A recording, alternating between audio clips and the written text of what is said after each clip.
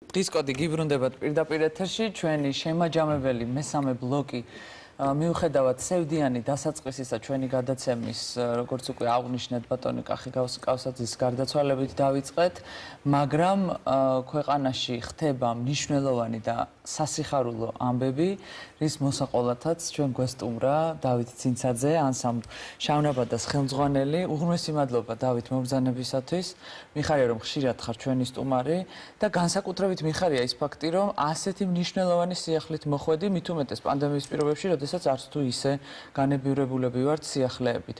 რა თქმა უნდა, არც თუ ისე ბევრი დრო გვაქვს დარჩენილი და მინდა რომ პირდაპირ დაიწყო ახალ პროექტზე საუბარით. დიდი მადლობა მოწვევისთვის, არ შემიძლია სამძიმარი არ უთხრა მთელ საქართველოს, ჩვენ გქონდა ბატონ კახისთან გარკვეული შეხება, ამისთვის კიდევ ერთხელ დიდი მადლობა. დიდი პედაგოგი იყო ჩვენთვისაც, იმიტომ რომ სწავლობდით კულტურას, სცენის და სხვა უამრავ რამეს.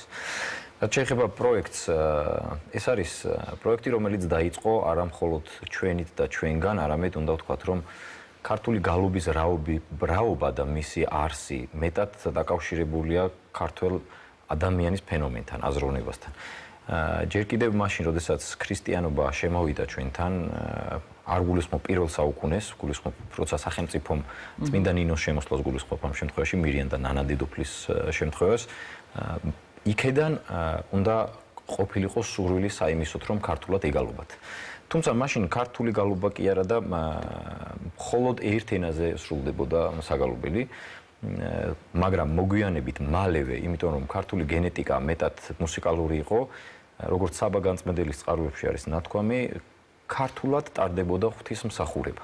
არის კატეგორია მეცნიერებისა, რომელიც საუბრობენ, რომ ქართულად ჩატარებული ღვთისმსახურება უნდა გულისხმობდეს ზეპირსიტყვიერებას ქართულად თარგმნილს ნაწილობრივ მაინც, ნაწილობრივ არქიტექტურა თითქოს და თავიდანვე იყო, იმიტომ რომ წარმართულ არქიტექტურულ კერებში ფაქტობრივად შეიცვალა ტრადიციები და იქ ღვთისმსახურება, ქრისტიანული ღვთისმსახურება დაიწყო და ქართული ღვთისმსახურების ავტოკეფალიის მთავარი იდეა, გულწრფელად რომ გითხრათ, ჩემის აზრით ეს არის ქართულად გალობა, ქართული სიტყვა, ქართული სამოსი, არქიტექტურა და ქართული ეკლესია ამას გულისხმობს. სხვა შემთხვევაში ჩვენ კარგად ვიცით, რომ მთაწმინდებლებმა თუ როგორ თარგმნეს ბერძნულიდან მთელი ქრისტიანული კულტურა და ითარგმნა ქართულად.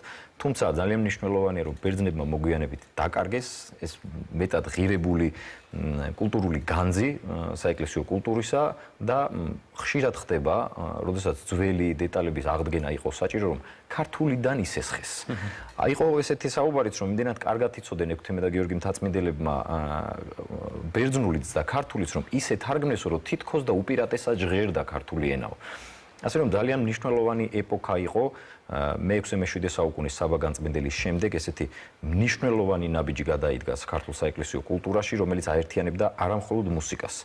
ეს იყო სიტყვის და მასთან ერთად მუსიკის და ამ პოეტური ქმნილებების ურთიერთ შეთანხმება, რომელსაც წარმოქმნა პირველი პროფესიონალი ქართველი კომპოზიტორები, ეგრეთ წოდებული მეხელები, ანუ ხმის ჰანგის დადება გარკვეულ ტექსტზე და ეს ტექსტი უკვე ნათარგმნი იყო.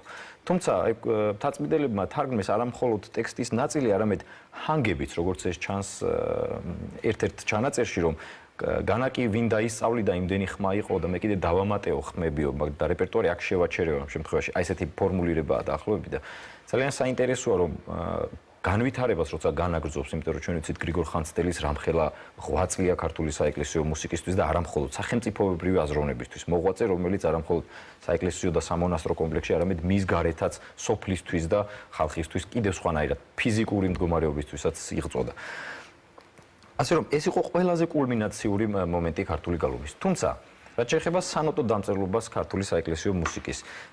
ჩვენ როცა ახლა დღეს ვუყურებთ და აქ არის ევროპული სანოტო დამწერლობა, ჩვეულებრივი სტანდარტული ის რაც დღეს მთელი მსოფლიო სარგებლობს, ქართველებს ჰქონდათ თურმე თავიანთი საკუთრივ ქართული ნევნური დამწერლობა. ნევნები ეს გახლავთ ნიშნულები საეკლესიო ტექსტის მიმდებარედ, ზოგ შემთხვევაში ეს იყო ინტონაციის დაახლოებით ხმის სტილის ფორმულირების, წინადადების ფორმულის მიმწოდებელია იდეის. თუმცა დამწერლობაც კი ქართული იყო ამ პერიოდისთვის. ანუ მოცემულ ტექსტზე, ლოცვით ტექსტზე ნევნი იწერებოდა როგორც ტექსტის ზევით, ქვევით და შიგნითაც. ეს სამნაირად ნევის გამოყენება საკუთრივ მხოლოდ ქართულია და სხვა ქვეყნებს ეს იქნებოდა ბერძნული თუ პარტიზული მმართველობა ფაქტობრივად არ გააჩნდათ. ასე რომ ეს ყველაფერი კარგად ჩანს იმ იადგარში, რომელიც ასე ჭილეტლატრის იადგარით სახელით არის ცნობილი და ძალიან მნიშვნელოვანია. მერე დადგა რთული პერიოდი. აი, როდესაც ქართული გალობის ისტორიას მიუყვებით, სადღაც შუა პერიოდში თითქოს და საერთოდ ქრება. არ ვიცი რამ განაპირობა ეს იყო შემოსევების ბრალი ცხადია, მაგრამ ძალიან დიდი მნიშვნელობის განძი დატოვა არსენ იყალთოელმა თუ დავით აღმაშენებელმა გელათის და ბაგრატის მონასტრის მშენებლობით, სადაც ქართული გალობა ისწავლებოდა როგორც ერთ-ერთი საგანი. ძალიან საინტერესოა, რომ ალბათ ყველა კულტურის მცოდნე და დარწმუნებული ვარ იცის, რომ ტრივიუმი და კვადრიუმი ისწავლებოდა. ქვეყნის მზობელობაი, როგორც გეოგრაფია, არითმეტიკა, ვარსკვლავთური წყვილობაი და მათ შორის ერთ-ერთი იყო მუსიკობაი. რიტორიკაც ისწავლებოდა მასთან ერთად, როგორც წინამძღვარს, როგორ უნდა ესაუბრა და ასე შემდეგ. ეს მთლიანად მოიცავდა გალობის კულტურას. საბოლოო ჯამში მუსიცირება იყო არა მხოლოდ მუსიკა სამხმაში დაშლილი, არამედ მეტყველებაც კი, ქართული კითხვის წესიც კი. მოკლედ მეტად განათლებულები იყვნენ ამ სამგალობლო სკოლების დამთავრებულები, მაგრამ აი ამ რთული პერიოდის შემდეგ ერეკლე მეორემდე ფაქტობრივად ძალიან მძიმე მდგომარეობაა და სწორედ ერეკლე მეორის დამსახურებაა, რომ იწყება სვეტიცხოვლის სკოლის განახლება და უკვე სვეტიცხოვლის სკოლას მოყვება აღმოსავლეთ და დასავლეთ სკოლების განვითარება. ამ ჭიდილში კიდევ ერთხელ დგება ეს პერიოდი და მე მაინც კახი კავსაძის წინაპრებს უნდა შევეხო ამ შემთხვევაში და გითხრათ, რომ არა კავსაძეები, რომ არა ერქომაიშვილები და რომ არა ის გვარები, ვინც ტრადიციული მუსიკა გადაარჩინეს, როგორც აზროვნების ფენომენი ქართველი ადამიანის მუსიკალურ ცხოვრებაში, ფაქტობრივად მათ შექმნეს ერთგვარი ეთნიკური მუსიკა და ამ ეთნიკური მუსიკის გამოყენებით ჩვენ უკვე შეგვიძლია დავინახოთ როგორი უნდა ყოფილიყო ქართული საეკლესიო მუსიკა. და ამ ტრადიციას აგრძელებს შავნაბადა და ამ ტრადიციის გაგრძელების მინდა რომ სტელობა იყო. გითხრათ სულ ცოტა დრო გრჩება და მე ვიცი რომ მუსიკალური სასუქარიც მოვამზადეთ მაყურებლისთვის. რა არის ეს არაჩვეულებრივი დისკი, რა არის მასში შესული, როგორ გაჩნდა მასზე მუშაობის იდეა და სად შეიძლება მისი მოპოვება? შეიძლება კითხვა დავამატო, პირადად მეც მაინტერესებს. მხოლოდ ბეჭდვითი ვერსია თუ ელექტრონული ვერსია? ელექტრონული ვერსია. ეს ძალიან მნიშვნელოვანი, იმიტომ რომ აი ამ დანაკარგებმა, რისთვისაც ამხელა ისტორია მოვყევით, ფაქტობრივად დღემდე ჩვენ ვერ მოვახერხეთ აღდგეს ქართული გალობა ძველი ფორმით და ძალიან შორს ვართ. აი რომ წარმოიდგენთ იმაზე შორს ვართ კიდე. ამდენად ძალიან მნიშვნელოვანია, ფაქტობრივად 800 სისტემიდან დაწყებული უამრავი პრობლემა არის ქართულ საეკლესიო გალობაში, იმიტომ რომ ძალიან დიდი და მასიური მუსიკალური სისტემაა და არა მხოლოდ რელიგიური, მასთან ერთად ტრადიციული, ისტორიული ასპექტებია ისეთი, რომ აი მის დაბრუნება თითქოს და წარმოუდგენლად ჩანს, თუმცა მხოლოდ და მხოლოდ ერთი რამ დააბრუნებს ამას. თუ ხალხში დაბრუნდება მუსიკალური აზროვნება და ეს კულტურა ის თავისით ალბათ ისეც დაბადებს, როგორც უნდა იყოს. ჩვენ ტაძრებში ბოლო პერიოდში მაშინ სანამ ამ დიდებულმა გვარებმა ქართული გალობა დააბრუნა, უნდა ითქვას, რომ ისმოდა რუსულ ჰანგზე, პარტესულ მელოდიაზე და ქართული ტექსტი. ეს კიდევ საერთოდ ახალი დამახინჯება და ახალი პრობლემა იყო მაშინ, როდესაც ცარიზმმა თავისი პრობლემები და თავის დაღი დაასვა ქართულ სამგალობლო კულტურას. და უნდა ვთქვა, რომ სამგალობლო კულტურა არ გახლავთ მხოლოდ რელიგიური ნიშნისთვის. არა, ეს არის გელათის, სვეტიცხოვლის მსგავსი მონუმენტური კულტურული ქმნილებაა ჩვენი ქვეყნისთვის და არა რომელიმე ერთი. არა, იქ შემოქმედი სკოლაა, სვეტიცხოვლის სკოლაა თუ კარბელაანტკილოა, რომელიც სვეტიცხოვლის სკოლის კიდე უდნავ განსხვავებულია.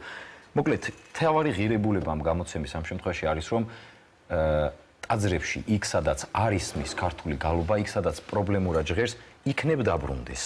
და ამიტომაც საზოგადოებრივ მაუწყებელთან ერთად ჩავნაბადამ თითქმის უკვე 10 წელი შესრულდება, რაც დაიწყო პროექტზე მუშაობა ქართული გალობის შემსწავლელი კრებულები.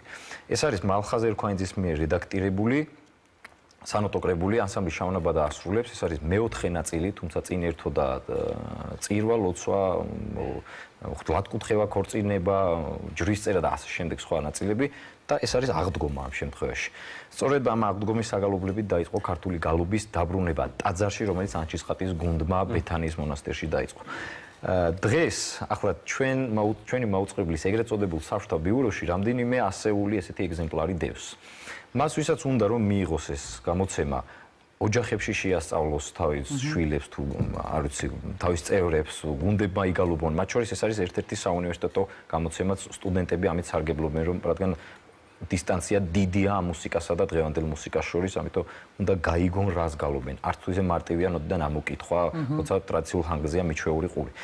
ამიტომ ვინც კომენტარის სახით დღევანდელ თანამედროვე ცხოვრებას ვიხმიანებით ერთის. კომენტარის სახით საზოგადოებრივი მაუწყებლობის რადიოს ან ანსამბლ შავნაბადას Facebook-ის გვერდზე დაწერს, რომ რომელ ტაძარს წარმოადგენს, რომელ ოჯახს, რომელ უნივერსიტეტს ან რომელ ჯგუფს, მას შეუძლია დაელოდოს შემდეგ. პასუხს ჩვენ დაუდასტურებთ, მოვიდეს და საჩუქრის სახით აღდგომამდე მიიღებს ესეთ კრებულს ბეჭდურად, თუმცა ვინც ვერ ახერხებს, რომ მოვიდეს არის რაიონში ან არ არის საქართველოში და მათაც სამრევლო სკოლები უცხოეთში ძალიან ბევრია. ჩვენ შემთხვევაში გვინდა რომ ონლაინ ვერსია შევთავაზოთ. ეს არის პოდკასტი, ჩვენი რადიოს პოდკასტი. კი, ხელმისაწვდომობა არის აბსოლუტურად უსასყიდლო, ეს იქნება ონლაინ თუ ბეჭდური ვარიანტი. ბეჭდურის მნიშვნელობა არის ის, რომ მონასტრებში არ აქვთ ხოლმე ინტერნეტზე ხელისწვდომა და არის ოჯახები, რომელსაც არ აქვთ ინტერნეტზე ხელისწვდომა. ამიტომ ძალიან მნიშვნელოვანია და ასევე ჩვენს გვიხარია, რომ სამუზეუმო ექსპონატია ერთ-ერთი ხვალზეგ, ხვალინდელი დღისთვის და გვიხარია, რომ ბიბლიოთეკებში იკავებს ადგილს. არაჩვეულებრივი საჩუქარია ზოგადადაც, მაგრამ განსაკუთრებით წინას აღდგომოდ. კი, ამიტომ მიუხედავად ძიმეკვირის და საზოგადოებრივი მაუწყებლისგან მართლაც უნიკალური საჩუქარი და უნიკალური განძი. მე ყოველთვის გიწოდებ თქვენ და არაჩვეულებრივ ანსამბლს ზედმეტად გვახოსებ ხოლმე მომზადდით ჩვენთან მართლაც რომ საგანძური შემოდის ჩვენთან სტუდიაში მიხარია რომ ეს საგანძური ხშირად ჟღერს პირველი არხის ეთერში იჟღერებს კვირას საღამოსაც ეროვნული სასახლის 80 წლის იუბილეზე ასევე მიხარია რომ შავნაბადა შემოუერთდება ეროვნულ სასახლეს და იქაც აღზრდით ახალ თაობას ახალი გამოწვევა და ძალიან საინტერესო იმიტომ რომ აქ არ იქნება ჩვენი გეგმის მიხედვით და ვფიქრობ განხორციელდება ალბათ, იმიტომ რომ მართლაც კეთილი საქმეა, ეს არ იქნება სტუდია ან წრე.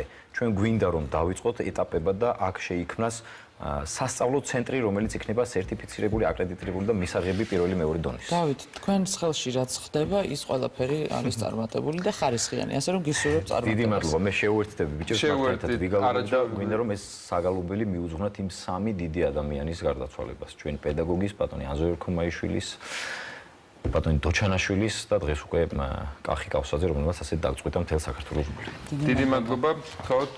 დიდი მადლობა, რომ ეს დრო ჩვენთან ერთად გაატარეთ. დღის კოდი ხვალ პირველი არხის ეთერში კვლავაც 5:30-ზე შეგხვდებათ.